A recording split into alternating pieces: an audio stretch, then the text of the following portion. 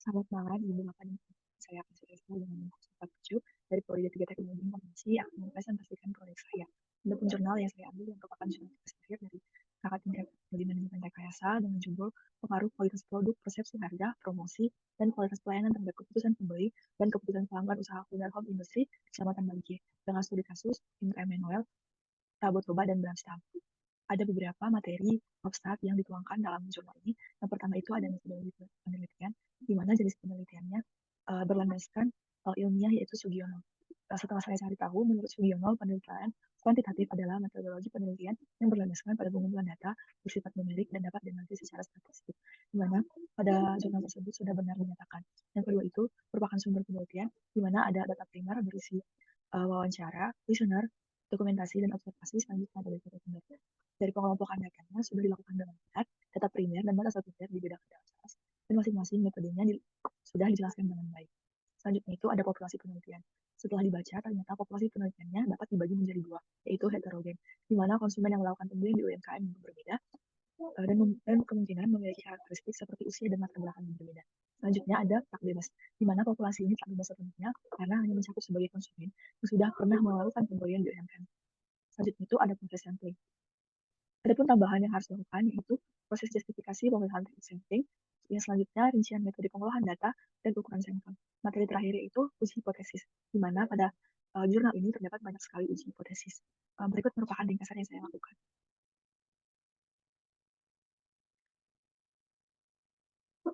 Yang pertama itu, kualitas produk terhadap keputusan pembelian sudah dilakukan dengan baik, ditunjukkan juga hasilnya.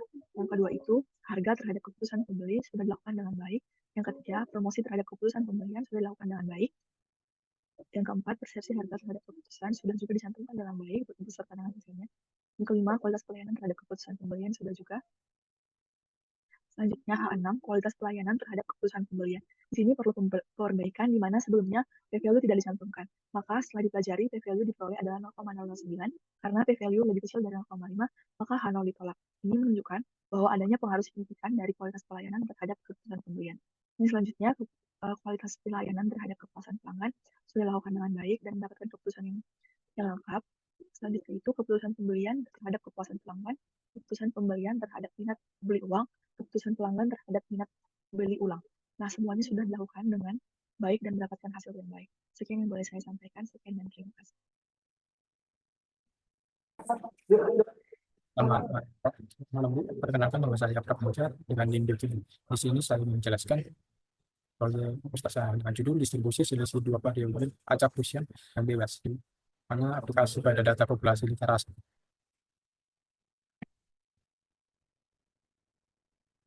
Selanjutnya konsep dasar variabel acak fusion, di mana konsep ini adalah mana variabel acak fusion adalah alat statistik yang digunakan untuk mengambilkan jumlah peristiwa yang terjadi secara acak dan jangka waktu tertentu.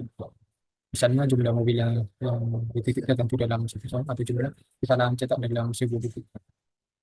Distribusi selisih dua variabel acak fusion adalah jika X dan Y adalah dua variabel acak fusion yang bebas dengan parameter X dan X1 dan X2. Maka distribusi selisih X dan Y juga memiliki variabel acak fusion dengan parameter X1 kurang X2. Sifat distribusi selisih yang pertama rata-rata selisih dengan selisih dari rata-rata kedua variabel fusion. Kedua varians di mana varians dari distribusi selisih sama dengan jumlah varians kedua variabel fusion.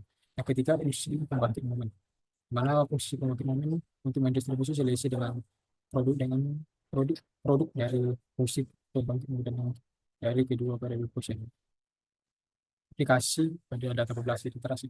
Distribusi selisih informasi dapat diterapkan dalam mengatasi data populasi literasi untuk memantau dan tingkat literasi juga. Misalnya kita dapat meningkatkan tingkat literasi antara laki-laki dan perempuan atau antara daerah perkotaan dan pedesaan. Contoh aplikasi yaitu perbandingan tingkat literasi datanya diambil dari tingkat literasi dua daerah A dan B. Di daerah A terdapat 100 orang yang literasi, sedangkan daerah B 80 orang literasi.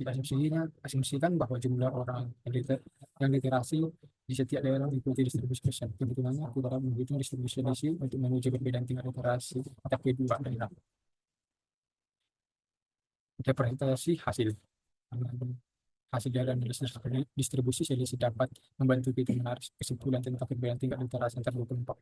Jika perbedaan tingkat literasi signifikan secara statistik, tidak dapat menunjukkan bahwa terdapat perbedaan yang antar kedua kelompok. Kesimpulannya, distribusi selisih dua pada acquisition yang bebas merupakan analisis statistik yang bermanfaat untuk menganalisis data yang memiliki perbedaan antara dua peristiwa dan tidak secara acak. Sekian dari saya. Terima kasih.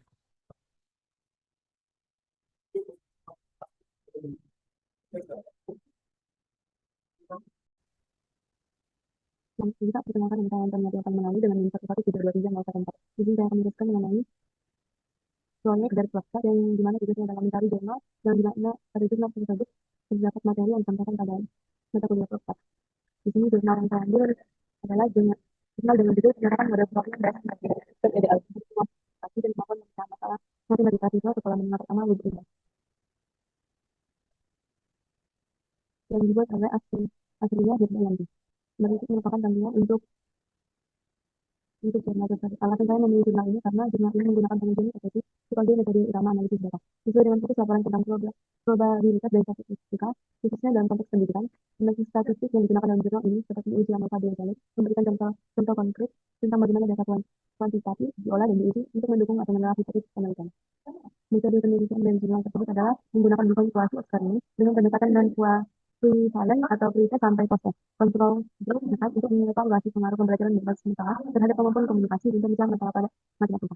Data dianalisis menggunakan uji analisa dua jalur atau tulis analisa.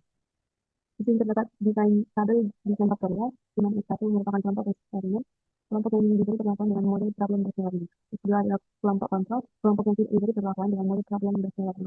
A1 merupakan kemampuan komunikasi matematika dan A2 merupakan kemampuan pemikiran masalah. Uji hipotesisnya adalah yang pertama uji hipotesis kemampuan komunikasi matematika. Berikut merupakan tabelnya.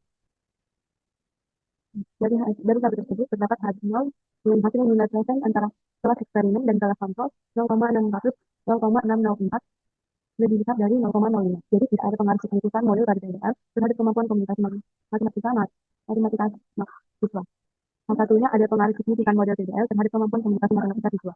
Hasil dari nilai tersebut adalah nilai signifikan uji analisa adalah 0,00, di mana itu lebih kecil dari 0,05. Sehingga H0 ditolak dan yang berarti model PDL secara signifikan meningkatkan kemampuan komunikasi matematika siswa dan lebih baik daripada pembelajaran konvensional. Kedua, ada hipotesis kemampuan pemikiran masalah matematik. Berikut merupakan tabel untuk data kemampuan pemikiran masalah matematika. Dari tabel tersebut terdapat H0 hasil nilai penelitian antara kelas eksperimen dan kelas kontrol dengan jumlah 0,296 lebih besar dari 0,05. Jadi tidak ada pengaruh signifikan model terhadap kemampuan pemikiran masalah matematika siswa. Ada H0-nya, ada dengan pengaruh signifikan model PDL terhadap kemampuan pemikiran masalah matematika siswa.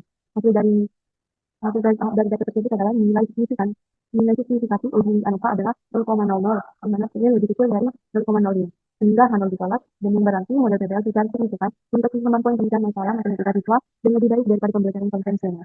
Kesimpulannya adalah hasil pengujian hipotesis menunjukkan bahwa model problem based learning atau PBL memberikan dampak yang signifikan terhadap kemampuan komunikasi dan pemecahan masalah matematika siswa dibandingkan metode pembelajaran konvensional. Model PBL direkomendasikan sebagai alternatif pembelajaran di sekolah untuk meningkatkan keterampilan matematika siswa. Berikut merupakan link dari jurnal yang saya ambil. Sekian yang dapat saya sampaikan mengenai proyek saya. Jika ada kesalahan kata, mohon maaf. Selamat pagi. Saya Patri Senior dengan instruksi 323339. Kali ini saya akan diskusi laporan proyek probabilitas dan statistik saya. Yang dimana judul yang saya ambil adalah judul antibody tingkat terlebih dahulu yang saya ambil dari perpustakaan bidang. Judul yang saya ambil adalah analisis pengaruh sales marketing frequency affiliation, kepuasan pelanggan terhadap peningkatan brand image. Setelah studi kasus hidup penulis, layanan terjadi utama dari manajemen rekayasa. Metode penelitian, jenis penelitian. Pada penelitian ini, autor melakukan penulisan dengan menggunakan teknik statistika yang termasuk dalam kategori penelitian asosiatif yang bertujuan untuk mengetahui hubungan antar variabel. Adapun pengumpulan data yang diambil adalah dilakukan melalui kuesioner, survei atau eksperimen yang menghasilkan data numerik. Analisis statistika data yang dikumpulkan dianalisis menggunakan teknik statistik untuk menarik kesimpulan yang membuat generalisasi, dan aktivitas penelitian ini menekankan pada objektivitas dan pengumpulan yang tepat untuk menghasilkan data yang dapat diandalkan. Sumber penelitian.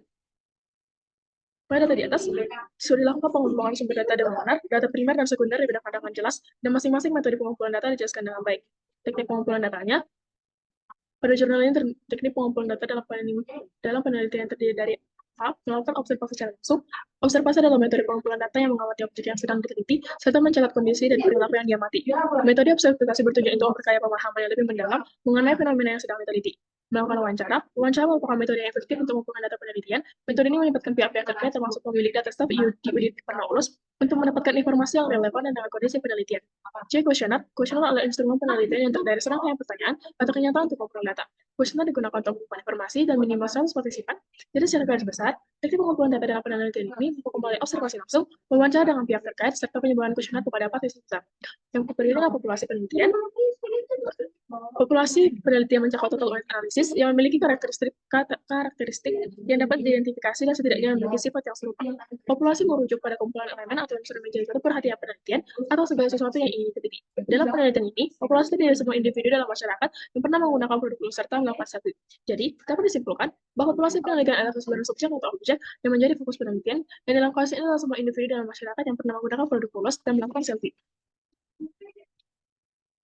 Yang pertama terkait pengambilan sampel yang ada sampel penelitian, dan lima teknik pengambilan sampel dengan hasil penelitian sampel di mana setiap anggota populasi yang memiliki pola yang sama untuk dipilih menjadi bagian dari sampel. Jumlah anggota sampel atau ditentukan dengan N ditentukan menggunakan rumus swapping. Berdasarkan perhitungan rumus swapping, jumlah sampel penelitian ini adalah 120 orang responden, konsumen ulus dan pengguna ulus.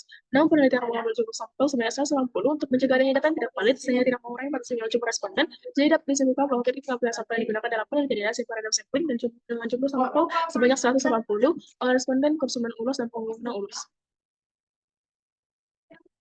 Yang berikutnya adalah uji hipotesis. Tujuan dari uji hipotesis adalah menentukan hubungan signifikansi antara variabel merupakan nilai variabel untuk tingkat kepercayaan 91% atau alfa sama dengan 5% yang sebesar 1,96. Uji hipotesis secara langsung menggunakan H1 sampai dengan H5 dengan hasil seperti berikut. H1 survei marketing terdapat meningkatkan brand image, yang dimana H0 variabel survei marketing tidak berpengaruh signifikan terhadap brand image, dan hasil H1 variabel survei marketing berpengaruh signifikan terhadap brand image, yang dimana hasilnya jika variabel lebih kecil dari 0,05 maka H0 ditolak, jika variabel lebih besar dari 0,05 maka H0 tidak ditolak. Data yang menunjukkan V-value atau 0,27 sehingga H0 ditolak, dengan demikian survei marketing berpengaruh signifikan terhadap brand image. Yang kedua ada kepuasan pelanggan terhadap brand image, yang dimana H0 tidak berpengaruh signifikan terhadap peningkatan brand image, dan H1 variability accreditation berpengaruh signifikan terhadap peningkatan brand image. H3 variabel survei marketing, yang dimana H0 variabel survei marketing tidak berpengaruh signifikan terhadap kepuasan pelanggan, dan H1 variabel survei marketing berpengaruh signifikan terhadap kepuasan pelanggan. Berdasarkan hasil yang diperoleh dari nilai tes statistik variabel survei marketing sebesar 2,86, nilai ini lebih besar dari nilai di tabel, sehingga H0 ditolak, artinya variabel survei marketing berpengaruh signifikan terhadap kepuasan pelanggan. Yang keempat, berdasarkan hasil yang ditentukan, diperoleh nilai statistik variabel kepuasan pelanggan M sebesar 4,472, yang lebih besar dari nilai di tabel 1,96 sehingga H0 ditolak. Kesimpulannya, variabel kepuasan pelanggan M berpengaruh signifikan terhadap keputusan pembelian, artinya semakin tinggi tingkat kepuasan pelanggan, maka semakin tinggi pula keputusan pembelian mereka. Yang kelima, yaitu uji hipotesis variabel conclusion terhadap kepuasan pelanggan, H0 variabel kualitas pelayanan tidak terpengaruh signifikan terhadap keputusan pembelian, dan H1 variabel kepuasan pelanggan berpengaruh signifikan terhadap variabelnya. Demikian hasil presentasi saya, mohon maaf perkataannya saya maupun saya. Jadi saya ucapkan terima kasih.